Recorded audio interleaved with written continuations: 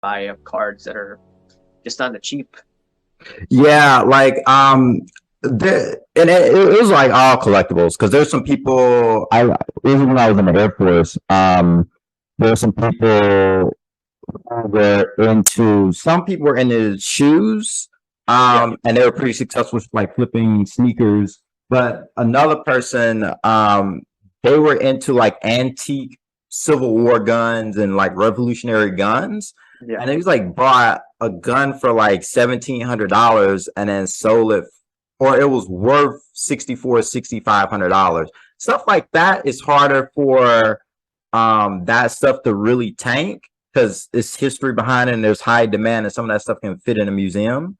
But it was that, and recently at Yale there was like a medical school student who was talking to me about plants, certain types of plants that people were like flipping, I guess, online. And some of these plants got to $5,000, but now they're $50. So I think it was just money everywhere, and people just 2020, I assume, yeah, during the pandemic. 2020, and I think beginning of 2021. Yeah, people were just crazy. Also, I originally started in Yu-Gi-Oh, and there were some certain Yu-Gi-Oh cards that were like $1,000, $1,700, something like that, and they shot for like $20,000.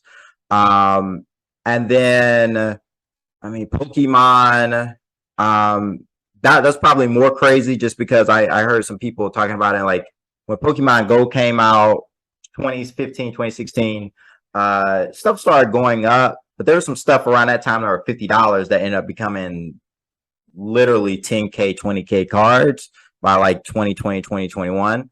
And I think this is something I kind of talk about where a lot of people made money buying the wrong thing at the right time. I think there's two things that happen.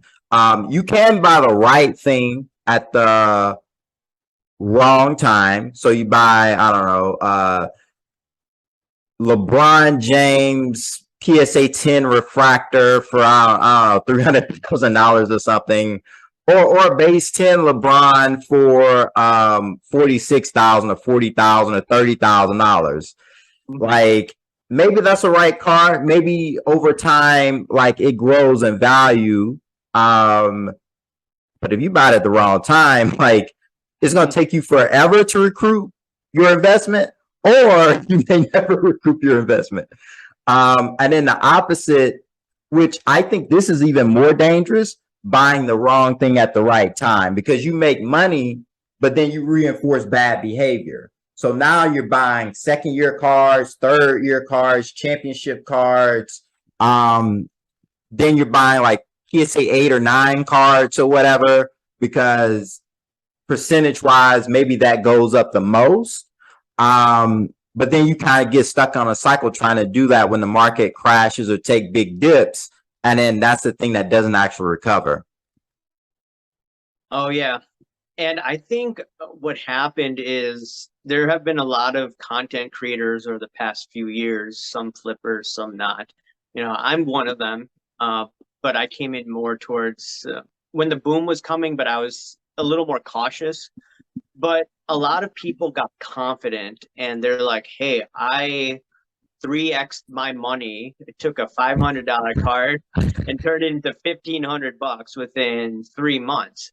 I did that with a Michael Phelps signed autograph card. This was like before the Olympics started. Uh This was huh. what, 2020, 2021.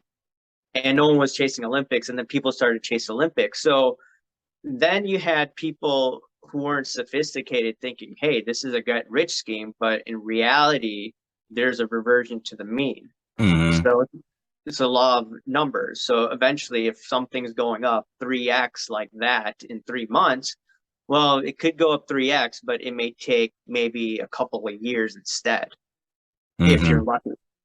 So a lot of people got emboldened. They didn't look at basic mathematics. And once again, people made bad decisions. It enabled bad behavior, like you're mentioning during the pandemic. And it's unfortunate because now I don't know if you've noticed that there were a bunch of content creators in 2020. I used to watch them. I don't see them anymore. I don't see them posting on Instagram. I'm not hating on them. I'd love to see them do content, right? I want to see everyone do content, even if I don't agree with the person. And obviously I'm opinionated, but I do want to hear different voices and different opinions. That's how you learn. And you're not seeing that. And this bad behavior, unfortunately, has stopped people from making content. And some people have left.